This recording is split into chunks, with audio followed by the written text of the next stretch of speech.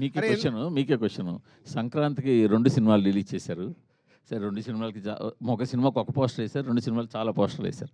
మొదటి cinema poster మీ production house నుంచి వచ్చిందా, మీరు వేసిందా, వేరేగా వేసిందా? అది మీకేం తెలుసు?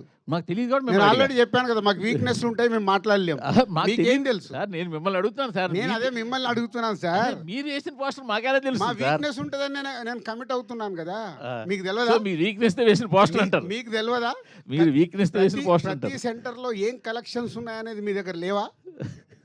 ఫస్ట్ మీ హరి చెప్తున్నా, అందరికంటే ముందు మీ దగ్గరే ఉంటాయంట.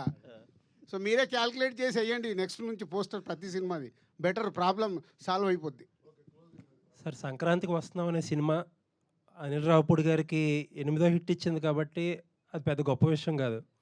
వెంకటేష్ గారిని సీనియర్ హీరోస్లో ఇప్పుడు టాప్లో నిలబెట్టింది, అది పెద్ద గొప్ప విషయం కాదు. ఏంటి గొప్ప విషయం అంటే దిల్ రాజు గారిని నిలబెట్టింది ఆ సినిమా. చాలామంది ఇందాక మన శిరీష్ గారు అన్నట్టు ఏంటంటే చాలామంది దిల్ రాజు గారు పడిపోతారేమో ఈ సినిమాతో అని అనుకున్నారు. బట్ ఏంటంటే సంక్రాంతికి వస్తున్నాం అనే సినిమా ఆయన నిలబడడానికి స్ట్రెంత్ ఇచ్చింది. మళ్ళీ ఇంకా సినిమాలు తీయడానికి, ఇంకో 10 సంవత్సరాల సినిమాలు తీయడానికి అనేది కాన్ఫిడెన్స్ ఇచ్చింది. చాలామంది ఏంటంటే ఈ ప్రొడక్షన్ హౌస్లు బాగా ఎక్కువ సినిమాలు తీసే ప్రొడక్షన్ హౌస్లు అంతకంతకే తగ్గిపోతున్నాయి. దిల్ రాజు గారు నిలబడ్డారంటే కంటిన్యూస్గా సినిమాలు తీస్తారు, ఇండస్ట్రీ అలా రన్ అవుతూ ఉంటుంది. అందుకు సంక్రాంతికి వస్తున్నాం అనే సినిమా గొప్ప సినిమా. థ్యాంక్ యూ అండి, థ్యాంక్ యూ. అది నిజమండి. అంటే ప్రతి సినిమా ద్వారా ఒక మినిమం 500 మంది ఎవ్రీ డే బ్రతుకుతారు.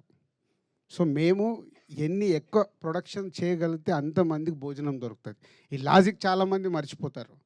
సో ఇవాళ మనకు 150 సినిమాలు తెలుగు ఫిలిం ఇండస్ట్రీలో మన ఇన్కమ్ ట్యాక్స్లతో జరిగిన కాన్వర్సేషన్ చెప్తాను. వాళ్ళు అడిగాడు ఆయన, ఎందుకు ఇన్ని సినిమాలు వస్తాయి, మరి ఎందుకు మీరు ఇన్ని ఫ్లాపులు అని చెప్తుంటారంటే 90% ఫ్లాపులు సార్ అని లాస్ట్ ఇయర్ది షీట్ ఇచ్చా. ఎందుకో లాస్ట్ ఇయర్ది నేను తెప్పించా 2024 షీట్. ఆయనకి ఇస్తే వాళ్ళు ఆశ్చర్యపోయారు, మరి ఎందుకు తీస్తున్నారు ఈ సినిమాలు? ఒక్కొక్కరిది ఒక్కొక్క అంబిషన్ సార్. సినిమాలు జరుగుతూనే ఉంటాయి. మాకు అలా కాదు.